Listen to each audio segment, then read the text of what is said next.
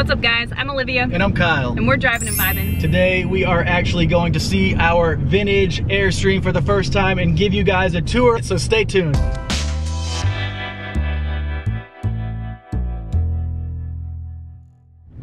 Welcome back to our channel everyone. Thank you so much for joining us today. We have some exciting stuff going on, and if it's your first time here on our channel, please subscribe. We would love for you to join the Vibe Tribe. So we have been in the desert Southwest for the past like 3 months, and this opportunity to buy a vintage Airstream came up from one of our friends actually. In our hometown. Exactly. So we sped home over the last week, and now we are on our way right this very moment to see the Airstream for the first time. Yes, so we kind of put it out there that we were looking for a slightly larger rig. Our friend reached out, said she was selling hers that she was renovating because she had a great new opportunity for her business and couldn't work on it anymore, and it turned out to be the perfect size that we were looking for, and right here in our hometown. We won't even have to move it very far at all. So this is super exciting for us, and we're gonna go look at it today and just see what needs to happen to move it safely, make sure the tires are good,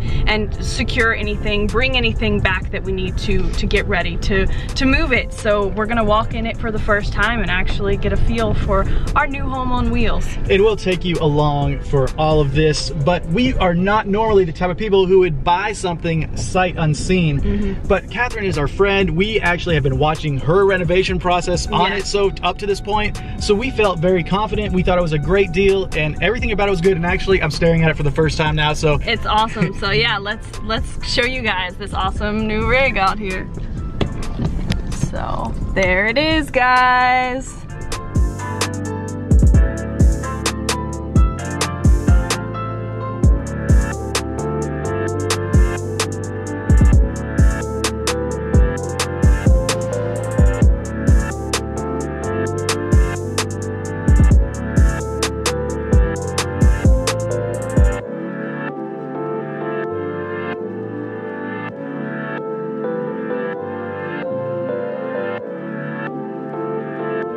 all right, everyone, so here is the Argosy Airstream.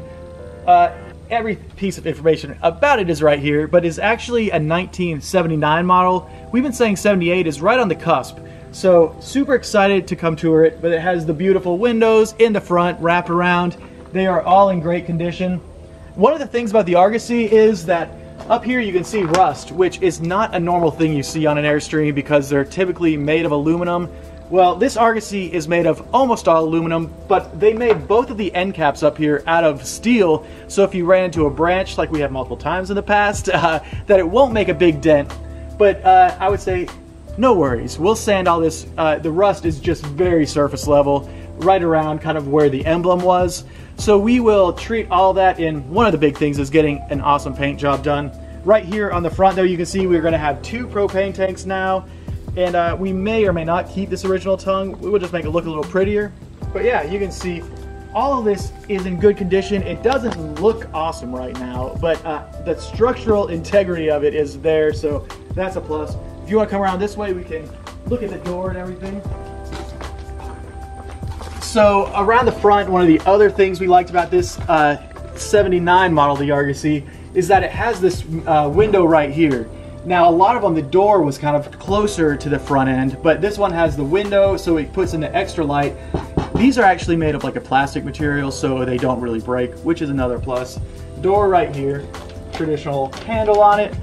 May upgrade that, we'll see. Catherine does have the original awning stuff. We have the legs of it right here, but the whole awning is available. Whether we use the original awning or replace it completely is still up in the air, but you know, it's nice to have the original parts there. Come farther down this way, and one of my favorite things is this beauty right here. You know, we'll give her a good makeover, nice and shiny. Maybe keep the orange, maybe turn it blue, driving and vibing style. And also, for those wondering, it is a minuet, like we have said in the past, and that just means it's thinner, so it's 7 feet wide. So a little bit thinner, but easier to transport, I guess, was their thought behind that. And yeah, you see by Airstream Argosy. So come on, here's some inner panels on the floor. We're gonna have to move all this stuff with us. we'll show you the inside in just a second though, but you'll see where those panels are exposed. Our fresh water tank right here. May or may not get a new one, but this one does look like it's in good condition. We just might want to add a little bit to it. And now, show them this nice back window. Yeah, sorry, you gotta walk around this stuff, I know. Yeah, so here's the back of it. The back cap is in a little better condition just because it probably hasn't seen as much wear and tear as the front cap with all the wind and stuff going against it. But yeah, it's looking good. I'm very, very pleased at how this baby looks. More windows in the back. I like that this model has a lot of windows. That's one thing with Airstreams, is that sometimes people complain that there's not enough natural light inside. So that is all good. And we even have a sweet radio antenna. Maybe we'll upgrade it to a WeBoost antenna, who knows? If you're listening, WeBoost. All right, so that is the outside. Let's switch cameras and I'll let Olivia tour the inside. But before we do that, we'll talk to Catherine real quick, who sold us this unit. All right, guys, so this is Catherine. She is one of our friends back here in our hometown. But will you let the Vibe Tribe kind of know the process that you've really had with this Argosy? Because you've owned it for like a year, is that correct? Yeah, I've owned it for almost a year and a half. I was so excited to get it, and I was dedicated to doing all the work for it, and I really gave it my best shot, but I got held up and just stalled out on the subflooring. I am not that handy. I can do a little bit. I painted, I put new screens in it, I did a lot of cleaning and little bitty things. I demoed the whole thing. When I bought it, it was actually a working trailer. I don't completely regret demoing it immediately, but it sure would have been nice to have used it one time before destroying it and putting it in this condition. But we had family members come out and do the welding, but the subfloor, I had tried to hire local contractors, but we've got a lot of construction going on and all the specialized guys are booked way, way, way in advance. No doubt.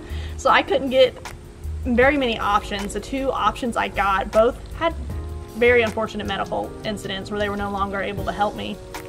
So at that point, I had some life things come up, and I'm actually going to be moving to New Orleans for a new job, and I couldn't leave my poor Argosy in this condition. I knew that it was just going to go downhill and deteriorate if I left it open like this. So I started looking for a good home for it, and I happened to just perfectly coincide with Kyle and Olivia looking for a trailer. And I was looking on their Instagram and I was reading what they were looking for. I thought, this sounds exactly like my trailer. I wonder if they'd be interested in it. And I think it's karma that they get it, since they got me into this mess to begin with. Hey, we're glad to accept, because Olivia and I, when we were talking about getting a new trailer, your name came up multiple times because we thought, doesn't Catherine have an Argosy that seems amazing that we would be able to use? And we had no clue you were selling it at the time, but it did seem to line up just right. So, and I have to say, it was a working trailer. The pictures you showed from the beginning, I mean, everything is still in it.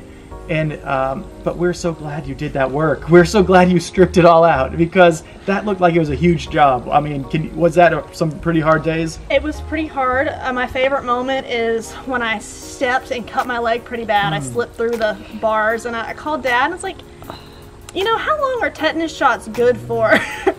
But honestly, I really had fun with it. I would still like to tackle another project like this. I'm thinking maybe a school bus in the next couple of years, so it's good to have this experience under my belt and know what I can handle and what I should outsource, and gives me a better idea as far as budgets. Yeah, no doubt. Well, sweet. Well, thank you for sharing the inside, and now I guess, Olivia, you can show us the inside. Alright guys, so we are in the inside now, and this is the front by the wraparound window, and some of the panels are already taken off here. So we will probably re-insulate the whole trailer just to kind of give it an update. You know, this insulation looks like it's in pretty good condition, but it holds smell and things like that, and we will be able to take a closer look at the wiring, make sure it's in good condition, be able to run whatever wire we need for the additional things we're going to add, and we'll have easy access to the C-channel to install our subfloor. So that's going to be a huge thing that's going to make this process a lot easier for us. So this is the old battery box, and it has these really cool old glass fuses in there. We will definitely be expanding this with some lithium batteries and kind of putting them under here wherever they won't get in the way of the fresh water tank, but somewhere under the bench or the bed, whatever's going to go up here. So that's just kind of cool to see this little guy, and it has access from the outside. And you know, Catherine did a great paint job on these, and I hope we don't ruin it taking all of the skins off to get to the insulation and the wiring. But these windows are really cool too, how they open and stuff, these little latches and stuff. And what we've heard from friends is like most of these like little gear and equipment and things you can buy online still and are still available, which is awesome. So over here was where the kitchen was and where it will probably remain because the propane hookup is here. There's the plumbing running here for the sink and things like that. All the way in the back there's the plumbing. I think the shower used to be over here. Was it on the left side, Catherine, or the right? It was on the left side. Yeah, so it ran over to here where the shower was, and we might keep that same setup. If we do the full bath in the back, it'll probably be set up the same way. And then over here we'll have some storage and maybe a bench or something like that. So we're still up in the air about different layout ideas. We keep expanding them. We have like about 10 now, so we're not narrowing down our options at all, but I keep getting new crazy ideas. Well, what if we arrange it like this and like this? But back here, we can see where the black tank is and where the gray tank went, and that's nice and open. It should be easy to connect those or expand it. Maybe we'll just get one giant tank and replace them both if we have a hard time connecting them. Who knows? We will see when we get to that. But we were kind of just trying to get ideas of how we should move this and what we need to do before it gets moved. And I think, you know, tacking up some of this underbelly and just kind of moving out anything that might fall through, grabbing all the stuff from outside. But it looks pretty sturdy though. It's not going anywhere. This is super sturdy and braced. We thought we might have to kind of put some supports under the shell and in between the frame, but we're not going very far at all. How many miles do you think we're going to be? Probably 5. Maybe 5 miles. So if we go slow, I think we're going to be able to move it just fine. We might need to put a little air in the tires and bring a battery to play with this jack in the front. So we'll get into all that and we'll take you through the whole process. But right now, we're just getting kind of some ideas of what the space actually feels like. In our head, you know, we can imagine it all day long, but reality is much different and it's just as nice as we expected. Alright, so I just have to say, first impressions and kind of the overview of how I feel right now about this space is that it is very big. So we're getting 8 more feet in length with this camper, but even more than that, there's so much more head space right here. There is at least a ½ foot more in length across than we were with our Fiberstream. So it really feels open. Granted, there's nothing in it right now, so obviously it's going to feel a little more open, but I cannot imagine that our Fiberstream would ever feel like this, even with everything stripped out of it. So, a big project at hand. We hope to plow through it. We hope to put a lot of blood, sweat, and tears in it, but I am excited that the final product will be something we're very proud of, something with a lot of style and technology in it, so a lot of exciting things up on the front.